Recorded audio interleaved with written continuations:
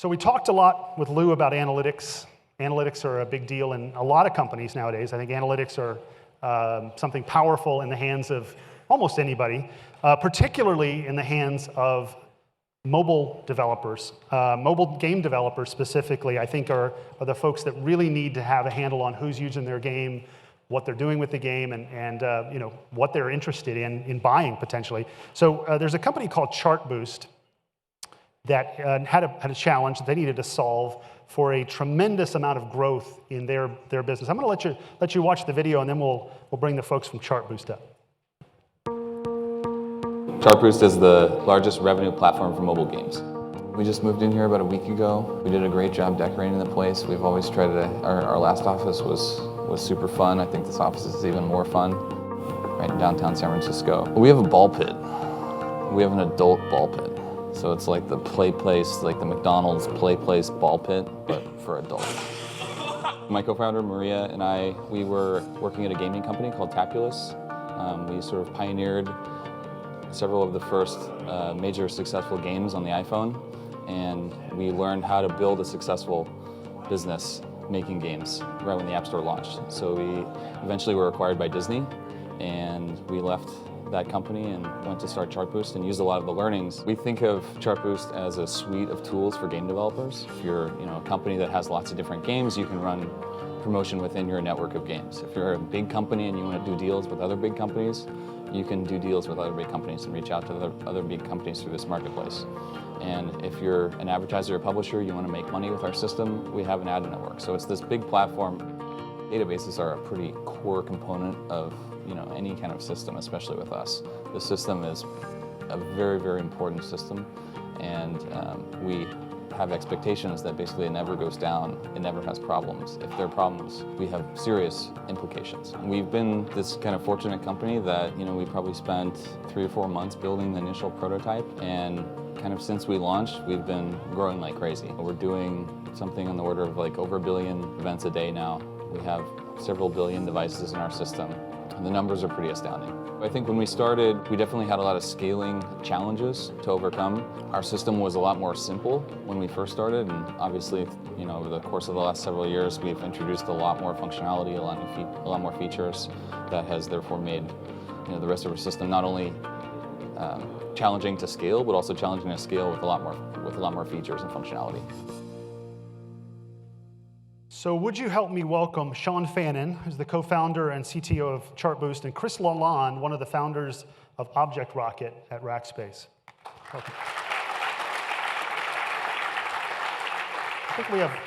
Yeah, I think we have something about that adult ball pit in your. Can we see that again in the super slow-mo, super slow-mo, super slow-mo? All right, I'll let you guys take it away. Thanks, Sean.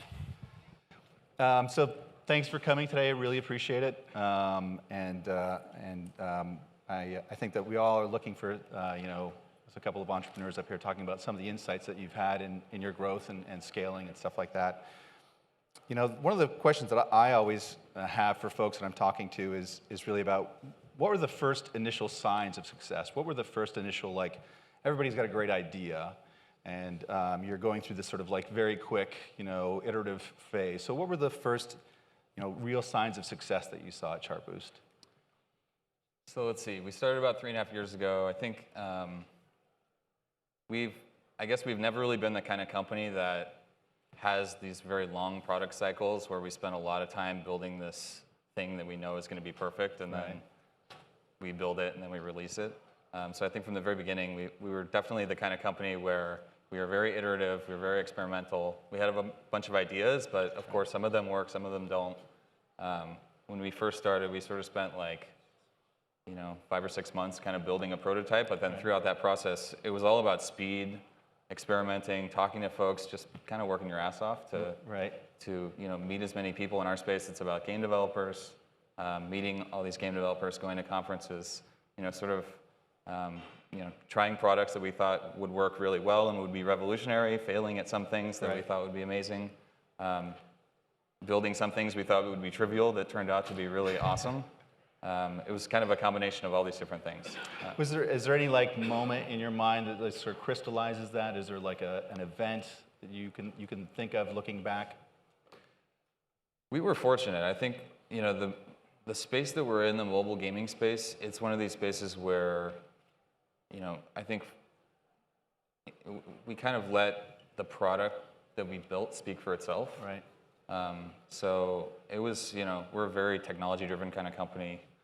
We're not a sales-driven company or a business-driven company. We've always just built stuff, and if people like it, then they'll use it, and if not, they won't use it. So when we sort of built a bunch of services that, I had come from a game developer background before, so I kind of had a good sense and good gut feeling for what people want, and it was, just about building something and having them try it out. We were fortunate in the respect that we had,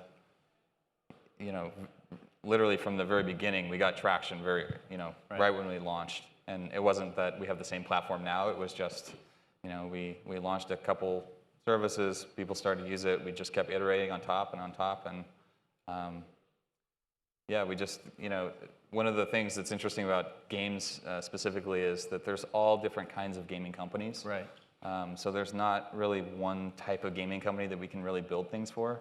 So I think, if there was one moment I would have to define, it would be more around, that first really big developer that actually used us. I remember there's a company called Sunstorm Games that used us, kind of right after we launched, and they had literally 50 games. Right. And they sort of just decided we're going to use CHARTBOOST all the way, and they switched all of their entire portfolio of games to using us, and that was an interesting day. So that sort of leads nicely into my next question, which is what were the first challenges? Again, for me, it's part of the story, part of that growth process is really around okay, you find a problem, you sort of iterated around that to come up with a solution. You're starting to see people take it, and as they start taking it, you run into these immediate scale problems, these immediate problems that you just didn't expect that sort of come out of left field at you. What were the first things that you ran into that really caused you issues? Just staying up. To be honest. Yeah. I mean, both in terms of sleep and the servers. Everything, just across the board, my life Right. in general. No, I think one of the things that's unique about us is when you're a platform company, you deal with a kind of scale that a lot of companies just don't deal with. Right. So when we were early, we obviously started to get traction, and we had a tremendous amount of scale. And at the time, we had a very small team. Literally 1 or 2 engineers. Right. So, building a huge platform on top of the resources 1 or 2 engineers obviously creates some issues that you have to overcome. Any specific technology, we're talking about Mongo today, so Mongo has great flexibility. Sometimes it's known for not scaling super awesomely. Any specific, pieces of your infrastructure or stuff that kind of stick out in your mind that were particularly contentious, I guess is the right way to say it. I mean, I think our platform it's the kind of platform that's pretty complicated. Mm-hmm. We have lots of different kinds of features, a lot of different kinds of use cases. Right. Obviously, hosting giant databases is something that's not super easy to do. Right. We didn't really particularly have a DBA kind of background. Right. We were more, the early engineers of the company were more generalist kind of folks. And we just had a lot of pieces. So I think the biggest pieces all had to do with scaling, whether it was databases, hosting giant Mongo databases, building APIs that handled lots of traffic. We built an ad server in-house. So, all the complexities around building an ad server and making 50 decisions at once, and okay, that works now, but how does that work when Sunstorm integrates their 50 games? Things like that. Right. None of it was really super anticipated. It was all just kind of iterating and Fighting the fire as it comes at you. Fighting the fire, and also learning how to be more and more proactive and smart about sort of the architecture decisions we made. And that's a great. So what does your architecture look like today, and how does that differ from where you were when you started? It's almost never a scale thing, right? It's almost never just I'll just throw more servers at it. There's always we were talking about a little bit earlier. For me, I think part of in my experience, scaling stuff really has to be understanding the timeliness of data. How quickly do I need to get to this data from point A to point B, or from the back to the customer? What changes have you made in your architecture sort of fundamentally that have sort of allowed you to scale? Right. I think a couple things. One of the things that's changed a lot is just our team has grown. And it doesn't seem like that would have such an impact, but it really does because it's enabled us, when you're a 5-person company, there's only so much you can do. Right. We're a 150-person company now, so we're able to work on lots of different kinds of products at the same time, lots of different features, so that, if you don't sort of think about problems in that scope, you're in real trouble. So I think in terms of how our infrastructure has evolved, it's much more modular, much more service-oriented. It's a lot more complicated just by nature of working on lots of different things and having 3 years of building stuff. We have lots of different kinds of teams now, so we have everything from an ad server team to an analytics team to a relevance team to a DevOps team. It just goes on and on. So there's lots of different kinds of systems, and we sort of think of things in terms of components, and then the challenge is, okay, how do all these components work together, and how do you deal with dependence? Like 1 billion documents. Right. That sort of problem is not very trivial when you're 5 people. And now those sorts of problems are, we've kind of figured those out. So more of the problem is like, what is the product that we're building, and how do we make it awesome? Right.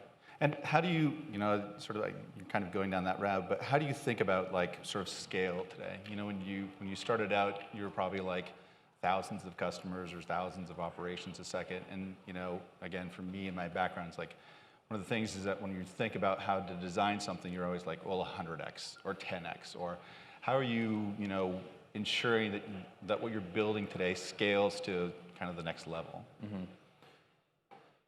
I think we've kind of, I don't know, at least for me personally, I've kind of had a different perspective about scale. Like when we first started, my sort of overall context of scale was, 50 million of something is pretty big, or maybe 100 million of something is big. Right. And then you do the 50 million, and suddenly 500 million is big, or 1 billion is big. At least in our space, we're sort of getting to a point where we're not, we've reached the billions number. Right. I think scale, for me, means it's more about complexity and dependencies. So when you have, 50 different products that you're working on, and they all are interconnected, and they all require this and this and this and this, and they all require 1 billion things, that's when scale has a different element to it. That's when, just overall design matters a lot more, and what it's going to look like 6 months from now, not necessarily from a magnitude point of view, but just from a design point of view, or from an architecture point of view. And then again, from there, like what can you do now to sort of anticipate the next product that you might build that you can leverage because of what you're working on now.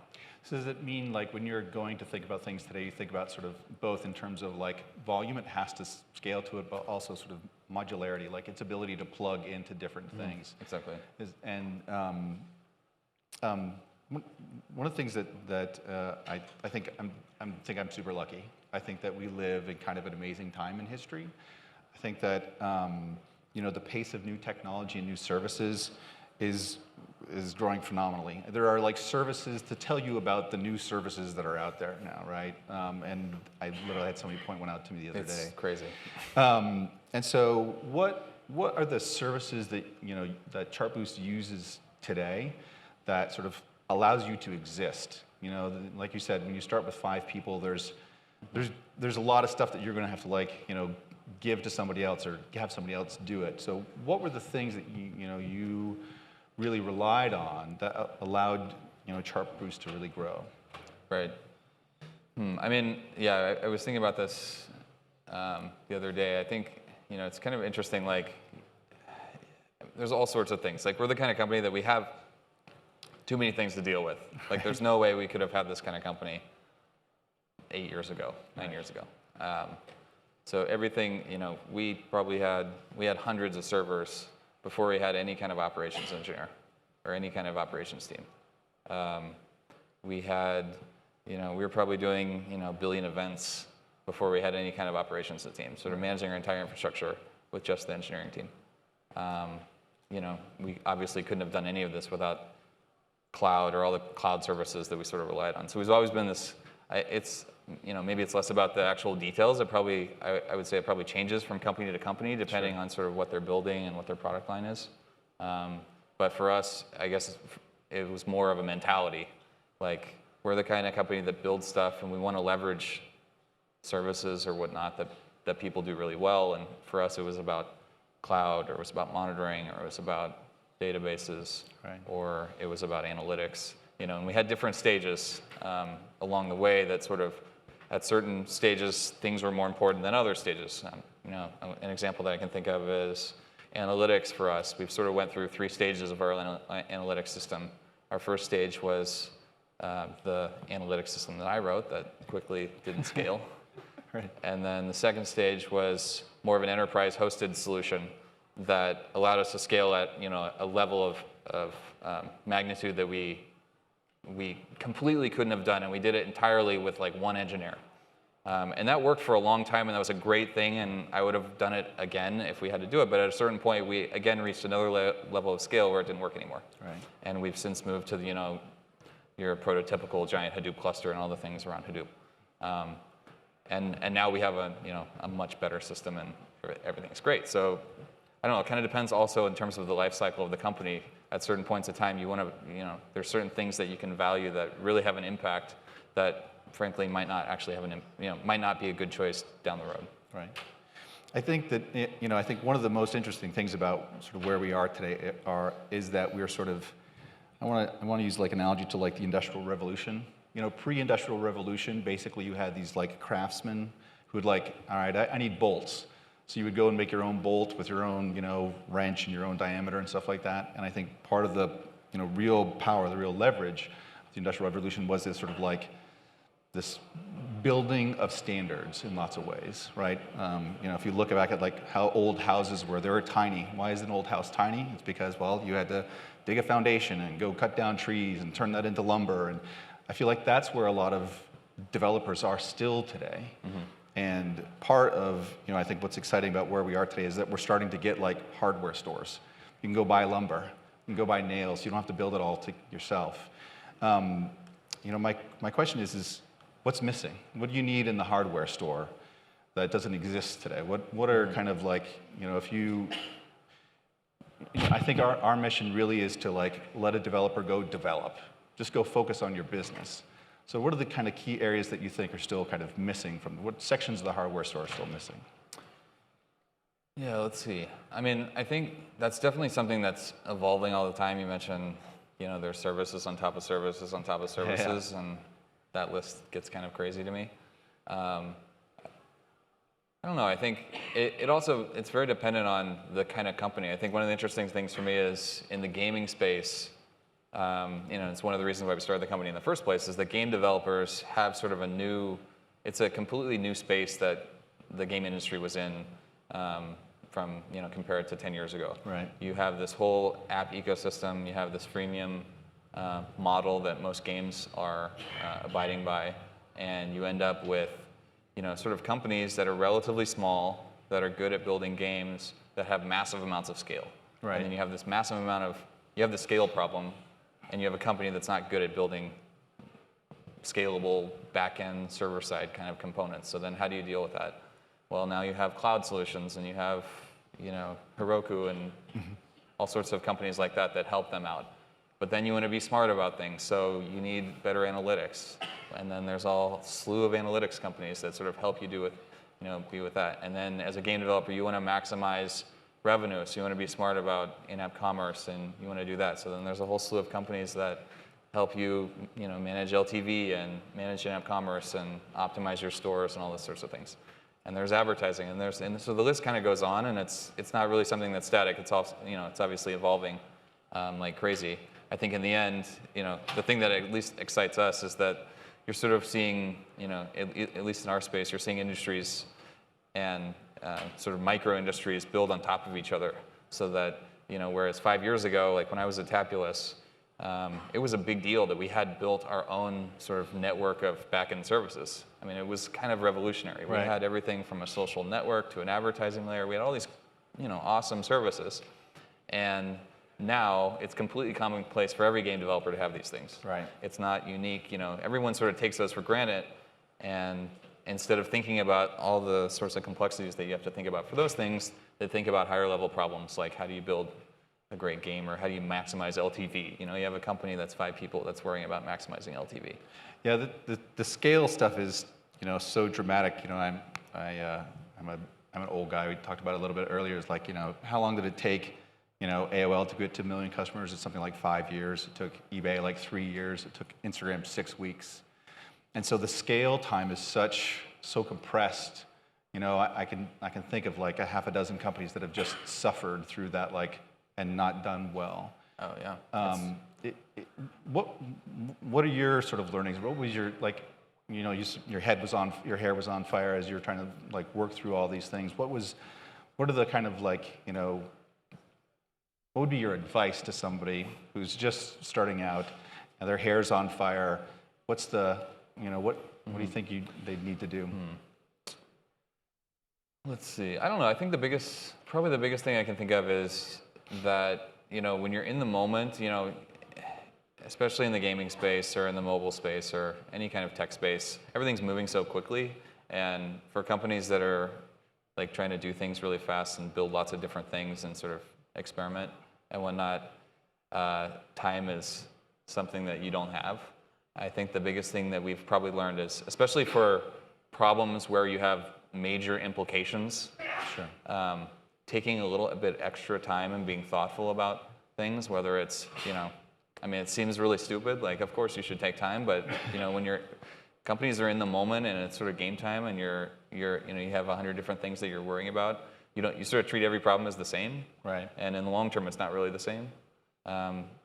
Spending an extra 1 or 2 days, designing something that has major implications in the future can, pay off tremendously. Right. I think, fortunately, we learned a lot of those lessons early on, and we didn't have major problems. But I think a lot of companies go through this motion where they're just sort of stuck with bad systems or bad decisions, and it's hard to get out of those ruts. And in the end, what's 1 or 2 days? Right. And how did you must have made some bad choices along the way. What was your thought process around ditching them? Sometimes you can feel like you're tied to a service or tied to something else. Did you have any I don't want to say regrets, but thoughts about, because I've seen that too. I've seen companies that they fall in love with some solution, Right. and they'll follow that down this sorry Just path. keep going. Yeah. I think, let's see. Well, actually, when we started working with ObjectRock and Rackspace, a little bit prior to that, I think we had definitely been in the process of being several phases deep with dealing with MongoDB. Yeah. It's not the easiest thing to deal with at our scale. Yeah. And when we sort of, I think that was one of the first times where we sort of took a step back and literally just spent a few days with, at the time, our lead DevOps engineer, and just sort of sat down and looked at what we had, what are our use cases, just simple stuff. What if we had to start all over again? What would it look like? What is it going to look like a year from now? All the kind of questions that you would think are pretty commonplace. We sort of forced ourselves to ask them, and then when we actually started to proceed and find solutions for them, the whole problem became a lot more clear. Right. So by the time I think we talked to you guys, we already kind of knew what we wanted. It was a much better process, and Right. Even though it was just something that seems of course, why should why not do that? But Yeah. you don't do that all the time, Yeah, it is difficult, like you said, you're in firefighting mode and you're all about speed and trying to get traction and stuff. It is difficult to sort of catch your breath for a second. Okay, this is not an intractable problem. We can solve this thing. Yeah, but the benefits, on the flip side, the benefits have been tremendous. I think Right. you end up being a lot more conscious about what kind of systems you're building, how you can build on top of them. We built a ton of features on top of that system that we ended up discussing about. So there's all sorts of benefits that we ended up getting just from those 2 or 3 days of conversation. Right. It's funny that you don't think about it while you're developing. If you're in the heat of developing, just sort of head down writing stuff, you actually are architecting something. Mm-hmm. And Yeah. taking a few minutes to actually architect it makes a huge difference in what the outcome is. Yeah, eventually. absolutely. And sort of lastly, so what's next for CHARTBOOST? What do you guys have? What's the future like? Where are you guys going? We're just super focused on building new products and features and adding to our platform. We kind of, I mentioned before, we've been around for 3.5 years. We've kind of gone through 3 different phases. I would say our first phase was our build as much as we can with as little people as we can. Right. And then our second phase was more about just building out the team and having a much bigger company and improving the overall, quality of our infrastructure. And I think we're kind of in our third phase, which is like, let's take advantage of this big team. Let's work on all sorts of kind of products and features, and let's launch a bunch of stuff. Cool. That's it.